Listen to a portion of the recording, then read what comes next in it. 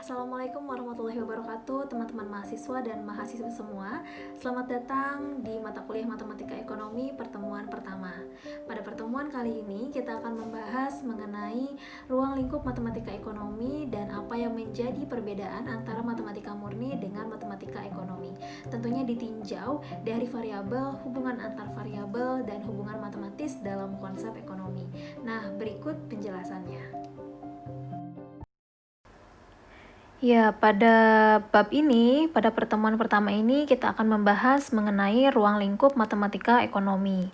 Jadi nanti kita akan bahas mengenai apa itu matematika ekonomi, lalu seberapa perlu kita belajar matematika ekonomi ya, terutama di jurusan ekonomi pembangunan ini ya, karena akan ada banyak sekali pembahasan mengenai teori-teori serta berbagai fenomena-fenomena ekonomi ya. Contohnya misalnya kalau ada pertanyaan misalnya kita berdagang sesuatu ya, lalu mendapatkan keuntungan. Nah, keuntungannya itu berapa ya? Apakah keuntungan yang kita dapat itu sudah maksimum? Nah, bagaimana caranya untuk memaksimumkan keuntungan kita? Nah, itu juga bisa dihitung melalui matematika ekonomi. Atau juga misalnya ada investor ya, baik investor domestik, investor asing ya. Tujuannya untuk negara tuh apa? Nah, tentunya untuk menaikkan pendapatan nasional. Nah, sebetulnya berapa sih investasi yang diperlukan supaya pertumbuhan ekonomi di Indonesia itu naik? Nah, untuk mengetahui hal-hal tersebut seperti bagaimana memaksimumkan keuntungan, apakah keuntungan yang kita dapat itu sudah maksimum atau belum ya, lalu bagaimana menaikkan investasi, nah apa efeknya terhadap pertumbuhan ekonomi, berapa efeknya, nah itu perlu kita tahu dengan mengenal matematika ekonomi. Nah, apa itu matematika ekonomi ya? Jadi matematika ekonomi itu tentunya matematika yang diterapkan di ilmu ekonomi. Nah, ilmu ekonomi sendiri itu terdapat dua skup ya, dua ruang lingkup. Yang pertama ada ekonomi mikro dan ekonomi makro. Nah, matematika juga masuk ke dalam kedua ruang lingkup ini ya. Di ekonomi mikro kita akan belajar mengenai manajemen. Lalu ada keuangan, ada pemasaran. Nah, di ekonomi makro kita akan belajar mengenai ekonomi publik ya, ekonomi moneter misalnya, berapa jumlah inflasi ya, tingkat inflasi, nah efeknya terhadap jumlah konsumsi atau efeknya terhadap harga. Nah, berapa efeknya itu dihitung dari matematika ekonomi. Lalu ada ekonomi internasional. Nah, semua ruang lingkup itu nantinya ada matematika ekonomi di dalamnya. Jadi matematika ekonomi itu apa ya? Jadi matematika ekonomi itu matematika yang diterapkan di semua cabang ekonomi yang nampak. Lalu seberapa perlu sih ya kita mempelajari matematika ekonomi ya? Jadi ada 3 faktor atau 3 sebab kenapa sih kita harus belajar matematika ekonomi ya. Yang pertama itu adalah faktor-faktor dan variabel, tentunya variabel ekonomi mudah dijelaskan. Yang kedua, dari banyaknya fenomena ya, ataupun teori-teori ekonomi itu akan lebih mudah dianalisis ya. Jadi menganalisis masalah ekonomi. Lalu yang ketiga, ini yang penting ya. Jadi perhitungan ekonomi menjadi lebih cermat.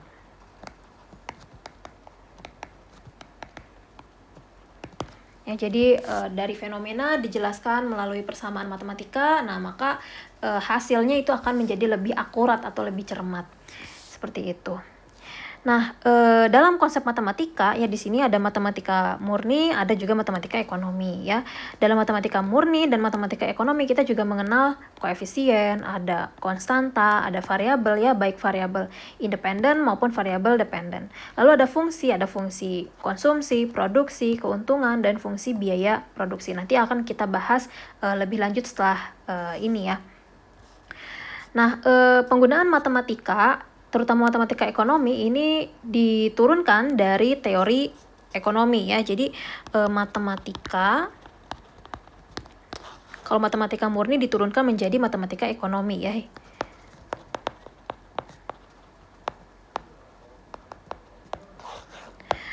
Nah, salah satu teori ekonomi yang paling terkenal, kalau kalian sudah pernah belajar ya, ada yang namanya teori permintaan. Nah, apa bunyinya teori permintaan? Masih ingat nggak? Ya, jadi ketika harganya naik, maka apa? Kuantitas turun atau kuantitas yang diminta turun. Begitupun sebaliknya ya. Ketika harga turun, kuantitas naik. Jadi seperti itu. Tapi seberapa besar kenaikan atau seberapa besar penurunannya ya terhadap jumlah permintaan, itu kan kita tidak tahu ya.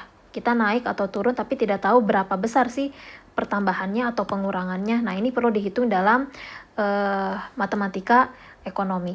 Misalnya kalau kita nih jualan baju ya, yang awalnya jualan baju harganya 100.000, lalu kita naikkan harganya 50.000 jadi 150.000. Nah, berapa permintaan yang berkurang? Nah, berkurangnya itu berapa? Nah, itu dapat dijelaskan dalam matematika ekonomi. Jadi, seberapa bertambah dan berkurangnya kita perlu tahu dengan matematika ekonomi. Nah, hukum permintaan ini ya dapat dijelaskan melalui persamaan matematika ya yang disebut dengan fungsi permintaan.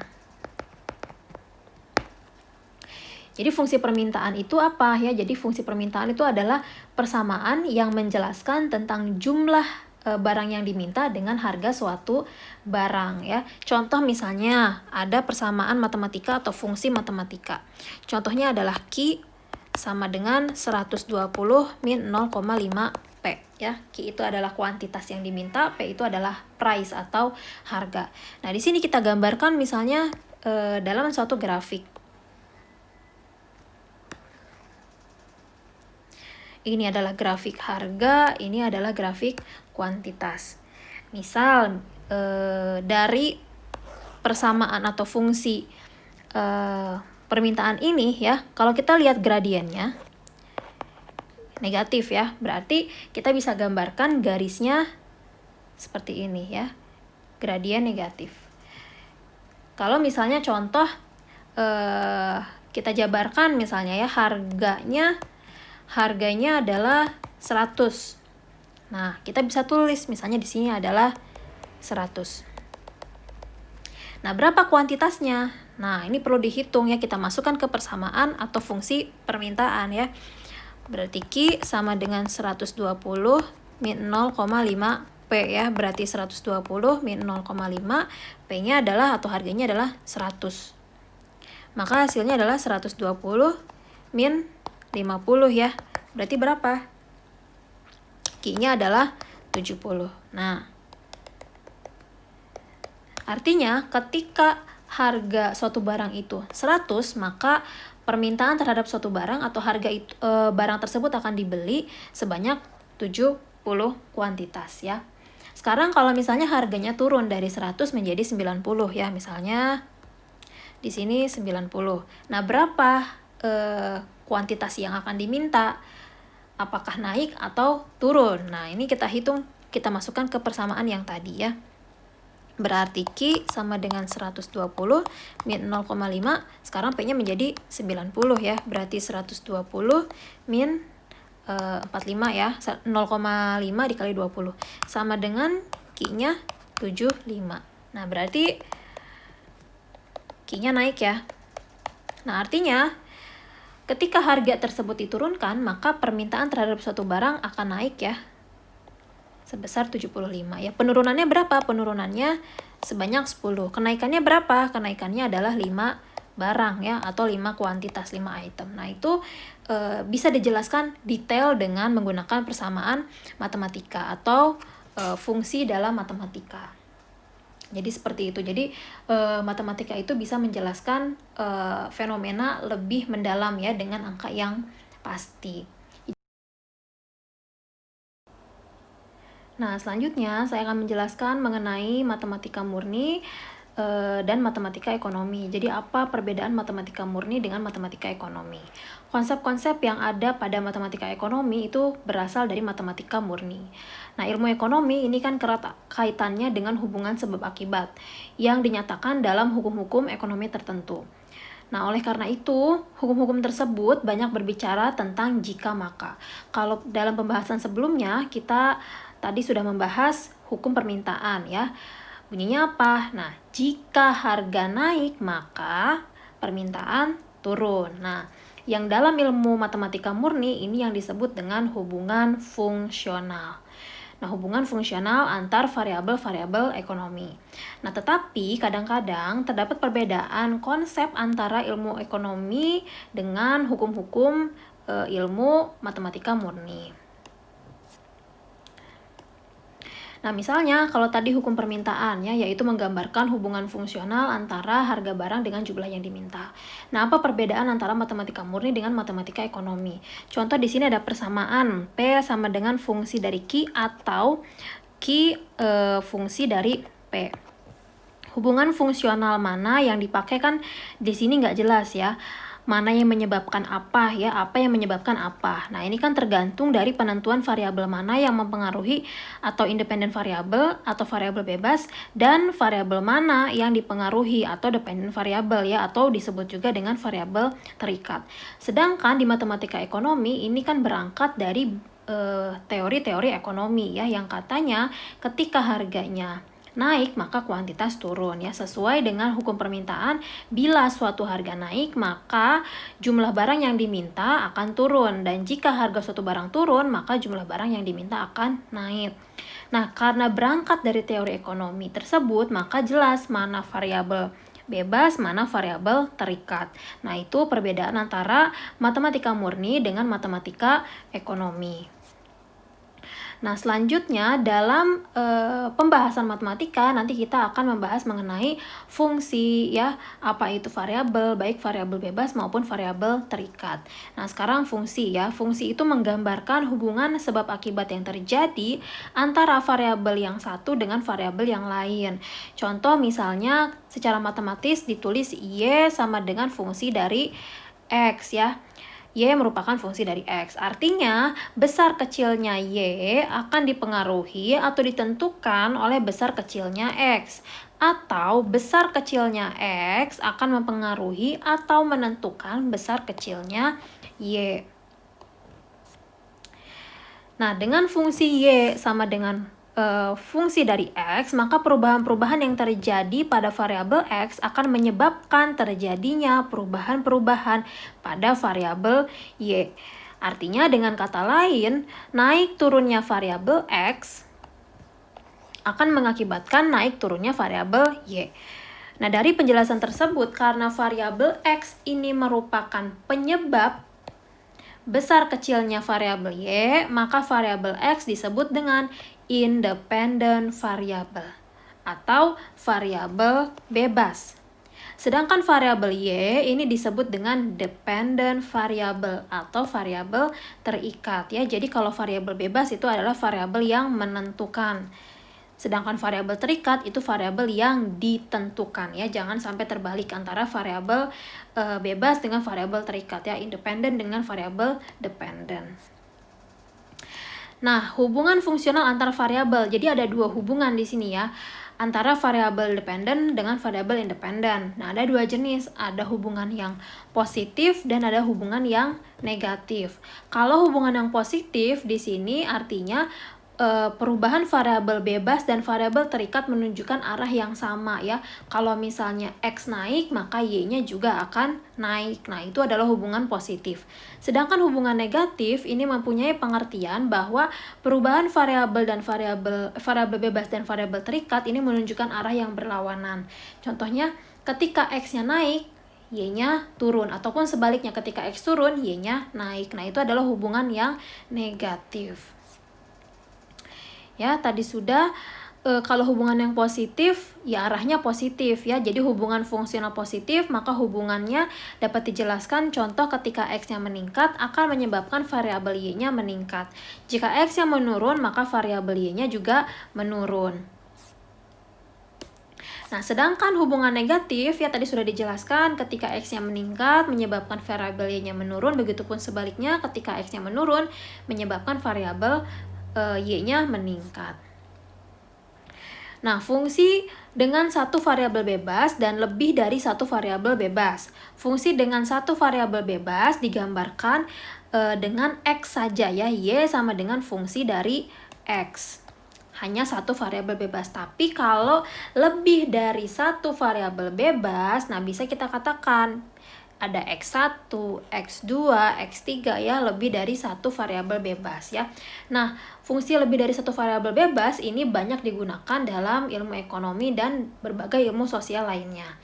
Nah, berhubung sifat ketergantungan variabel ekonominya itu tinggi ya, artinya satu variabel dengan variabel yang lainnya itu saling mempengaruhi terhadap banyak sekali variabel bebas, maka untuk menyederhanakan analisis ekonomi itu selalu menggunakan asumsi ceteris paribus. Apa sih ceteris paribus? Ya, ceteris paribus itu artinya variabel lain yang tidak dinyatakan di dalam model dianggap atau diasumsikan itu konstan atau tetap atau tidak mempengaruhi variabel terikat yang sedang kita amati. Contoh misalnya kalau kita mau melihat pengaruh harga terhadap kuantitas barang yang diminta. Nah, kuantitas barang yang diminta itu berbagai macam kan faktornya. Kita melihat atau kita mau beli barang itu kan macam-macam alasannya, entah itu karena kebutuhan, karena kita melihat harga, karena kita melihat selera ya. Nah, itu kan bermacam-macam. Nah, contoh dilihat dari persamaan yang ini ya. Q X sama dengan fungsi dari P, M, PY, dan T ya, dimana jumlah barang yang diminta. Jadi faktor-faktor orang ingin membeli barang itu macam-macam. Yang pertama karena ngelihat harga, yang kedua karena lihat pendapatan, ada nggak nih uangnya untuk membeli barang tersebut ya. Yang ketiga itu melihat dari harga barang lain, apakah harga barang lain lebih murah atau lebih mahal. Lalu yang terakhir adalah selera konsumen. Tapi yang ingin kita fokuskan adalah kita ingin mengetahui bagaimana pengaruh harga terhadap jumlah permintaan ya. Maka faktor-faktor lain di luar harga itu sendiri ya, itu tidak dianggap ya, atau tidak mempengaruhi variabel yang sedang kita amati. Artinya kita tidak menganggap variabel M, variabel PY, dan variabel T. Kalau misalnya kita masukkan variabel M, PY, dan T ya, maka analisisnya akan tidak pasti atau susah kita menjelaskan pengaruhnya gitu. Jadi fungsi tersebut menggambarkan sejauh mana pengaruh barang X atau PX terhadap jumlah barang X yang diminta atau QX, dengan mengasumsikan variabel lain atau PX dianggap tidak mempengaruhi QX ya, walaupun kenyataannya bahwa ketika kita membeli barang kita juga memperhatikan berapa pendapatan kita ya, lalu berapa kita bandingkan juga dengan harga barang lain yang lebih murah, lalu kita juga mempertimbangkan selera kita, apakah kita suka warnanya atau kita suka modelnya gitu. Tapi karena kita ingin membahas ya pengaruh harga terhadap kuantitas, maka faktor-faktor lain ya di luar harga PX itu dianggap ceteris paribus.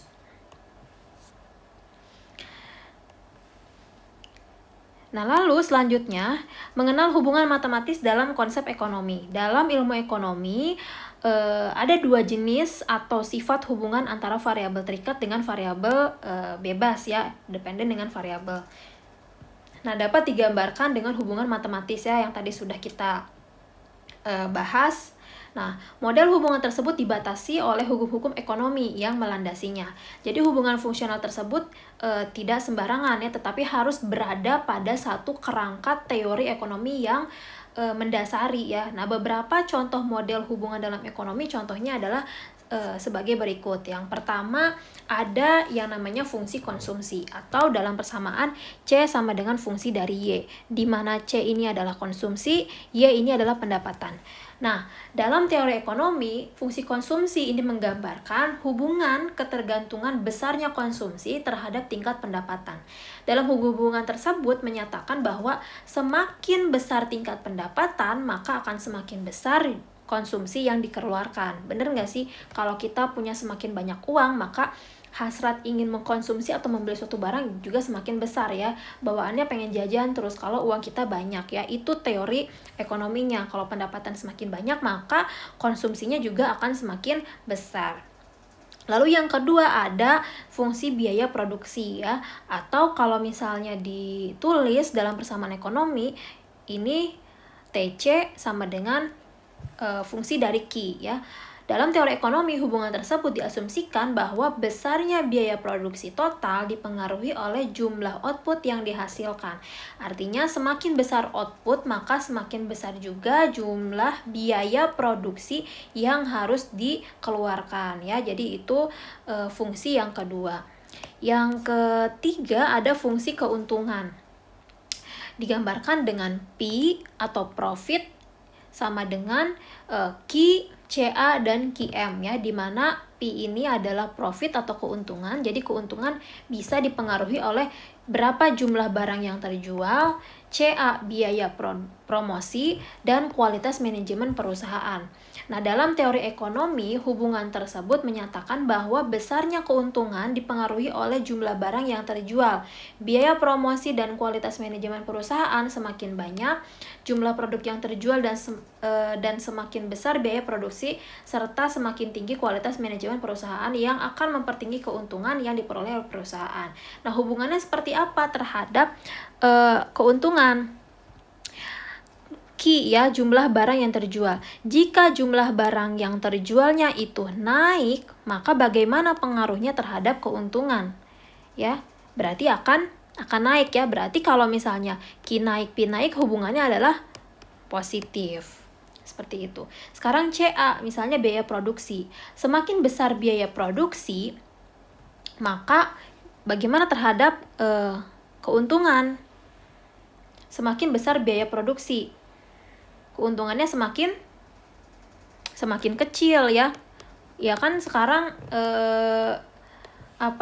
biaya produksi, biaya promosi ini kan mempengaruhi ya, sangat mempengaruhi sekali dari keuntungan. Kalau misalnya kita bisa meminimalisir biaya promosi, maka kita akan mendapatkan keuntungan yang lebih besar ya. Jadi CA-nya besar, P-nya akan turun, maka hubungannya adalah negatif. Sekarang QM ini adalah kualitas manajemen perusahaan ya. Jadi semakin baik kualitas manajemen, maka keuntungan yang bisa didapat itu semakin besar, maka hubungannya adalah positif. Lalu yang keempat ya, fungsi produksi, yaitu Q sama dengan fungsi dari KLR. K ini adalah kapital, L ini labor, dan R ini adalah resource ya. K ini jumlah modal, L ini jumlah tenaga kerja, R ini jumlah bahan baku. Nah, dalam teori ekonomi, hubungan tersebut menyatakan bahwa besarnya produksi dipengaruhi oleh besarnya modal yang ditanam, jumlah tenaga kerja, dan jumlah bahan baku yang digunakan ya. Semakin banyak modal, tenaga kerja, bahan baku yang digunakan, maka semakin banyak jumlah produksi yang akan dihasilkan. Berarti hubungannya positif negatif ya. Jadi kalau semakin besar modal, maka semakin banyak kuantitas yang akan dihasilkan, berarti hubungannya positif. Semakin banyak tenaga kerja yang digunakan, semakin besar kuantitas barang yang akan dihasilkan, berarti kan positif ya. Semakin besar sumber daya, maka kuantitas yang akan dihasilkan semakin besar ya, berarti hubungannya adalah positif. Seperti itu. Nah, untuk selanjutnya ada latihan 1 pada bahan tayang yang sudah kalian dapat. Nah, coba di sini dikerjakan ya, bagaimana hubungan antara kalimat-kalimat ini ya, mana variabel bebas, mana variabel terikat ya. Lalu bagaimana hubungannya atau hubungan fungsionalnya, apakah hubungannya itu fungsionalnya positif ataupun negatif ya. Jadi silahkan dikerjakan untuk pertemuan pertama ini. Jadi sekian pertemuan pertama. Assalamualaikum.